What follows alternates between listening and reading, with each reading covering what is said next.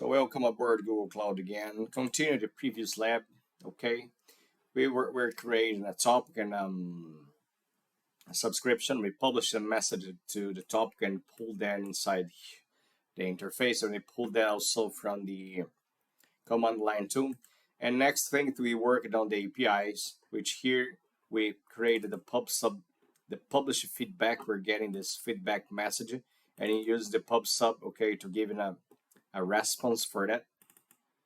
Okay, you're getting the result of it, whatever, indenting to the third keys. That's what we have done here, importing the PubSub. Here we have it's giving us error here, but no problem. So with this PubSub.py, we are importing the PubSub, okay, the client. So with this publisher, you can work on, you can publish messages, whatever. And here are a couple of things you could do. Okay, you're publishing to that topic where you have the data here. Okay, of course the data is different from the attributes. You have here data, and you have an ordering key and the attributes, and if you add in the attributes, you don't need to encode, but the data must be encoded. Okay, if you don't encode this, because in this case you were just sending a message, and it doesn't need, it's just a string. Okay, and you're gonna see here is a string.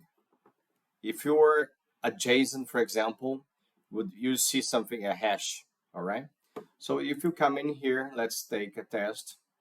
Let's say places, let's say Paris, let's add a rate 3, whatever. Okay, thank you for a message. Okay, I think you're gonna be able to see it somewhere here. You could, let's remove it, let's pull them. Here's your messages. Okay, here we go. So it's pretty much simple the way you can interface with the Python and PubSub. That's what I like to share.